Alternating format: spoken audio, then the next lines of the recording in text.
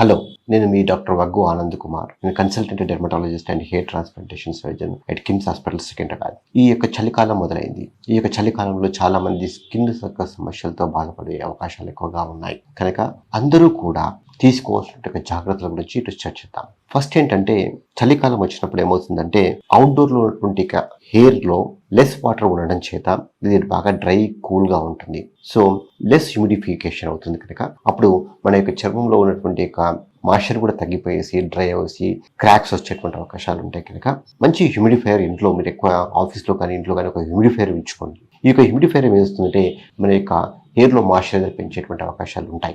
At least ఆ humidifier లోపల indoor humidity వచ్చేసి అట్లీస్ట్ 30 to 50% మెయింటైన్ అయ్యేటట్లు చూసుకోండి. అయితే హ్యూమిడిటీ మెజర్మెంట్ చేయడం కోసం హ్యూమిడిటీ మీటర్స్ కూడా అవైలబుల్ ఉంటాయి. వాటిని మీరు పర్చేస్ చేసుకోవచ్చు. తర్వాత థర్మోస్టాట్ టెంపరేచర్, కొందరు థర్మోస్టాట్ ఉంటే వాళ్ళ యొక్క టెంపరేచర్ కూడా కూల్ గా కంఫర్టబుల్ గా ఉంచుకోవాలి. ఎందుకంటే సమ్ టైమ్స్ ఎక్కువ టెంపరేచర్ వల్ల స్కిన్ కూడా డ్రై అయ్యేటువంటి అవకాశాలు ఉంటాయి. తర్వాత స్నానం చేసేటప్పుడు టెంపరేచర్ కూడా చాలా హాట్ వాటర్లో స్నానం చేయకూడదు. ఈ యొక్క హాట్ వాటర్లో స్నానం చేసినప్పుడు కూడా స్కిన్ రెడ్ అయిపోయి ఇరిటేట్ అయ్యేసి కొన్ని యొక్క చర్మ సమస్యలు అధికమైనటువంటి అవకాశాలు ఉంటాయి. కనుక లుకివామ్ వాటర్ కానీ గోరువెచ్చని నీళ్ళతో స్నానం చేస్తే మంచిది. తర్వాత హ్యాండ్స్ కూడా ఒకసారి వాష్ చేసిన తర్వాత, ఎందుకంటే కోవిడ్ మళ్ళీ స్టార్ట్ అయింది కాబట్టి హ్యాండ్స్ కూడా ఫ్రీక్వెంట్ గా వాష్ చేసేటువంటి అవకాశాలు ఉంటాయి. కనుక హ్యాండ్స్ వాష్ చేసిన తర్వాత కూడా తప్పకుండా మీరు మాయిశ్చరైజర్ అనేటువంటిది రాసుకోవాలి. వాడేటువంటి సోప్స్, ఈ యొక్క లిక్విడ్ సోప్స్ వాడితే మంచిది. ఈ యొక్క సోప్స్ కూడా ఇవి ఫ్రాగ్రెన్స్ ఫ్రీ, సెంట్ లేకుండా ఉన్నటువంటి సోప్స్ వాడితే ఇంకా చాలా మంచిది. ఈ యొక్క సోప్స్ లో మాయిశ్చరైజింగ్ కంటైనింగ్ యొక్క ప్రాపర్టీస్ ఉన్నాయా లేదా చూసుకోవాలి.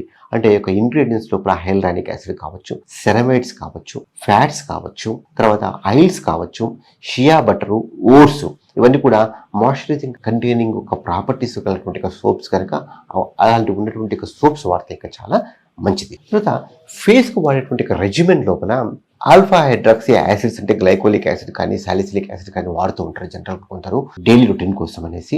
అవి ఈ యొక్క వింటర్ లో వాడద్దు. దానివల్ల స్కిన్ డ్రై అయ్యేసి ఇరిటేట్ అవుతుంది అన్నమాట. అంతేకాకుండా కొందరికి రెటినాయిక్ యాసిడ్ వాడేటువంటి అలవాటు కూడా ఉంటుంది. రెటినాయిడ్స్ వాటిని కూడా వింటర్ లో వాడకపోతే మంచిది.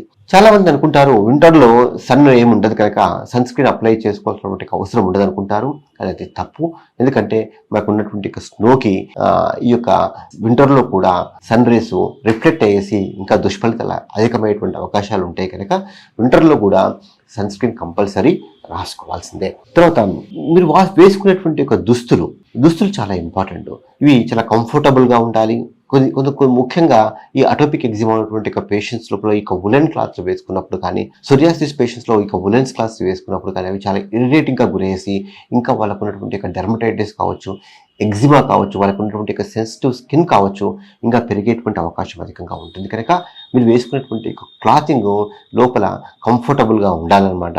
అంతేకాకుండా షుడ్ బి నాన్ ఇరిటేటింగ్. అలాంటి మీకు వేసుకున్న తర్వాత ఇరిటేటింగ్ గా ఉంటే వాటిని తీసేసి, లేదా ఇన్సైడ్ వచ్చేసి లోపల మీరు కాటన్ దుస్తులు వేసుకొని పైన వూల్ దుస్తులు వేసుకుంటే ఇంకా మంచిది.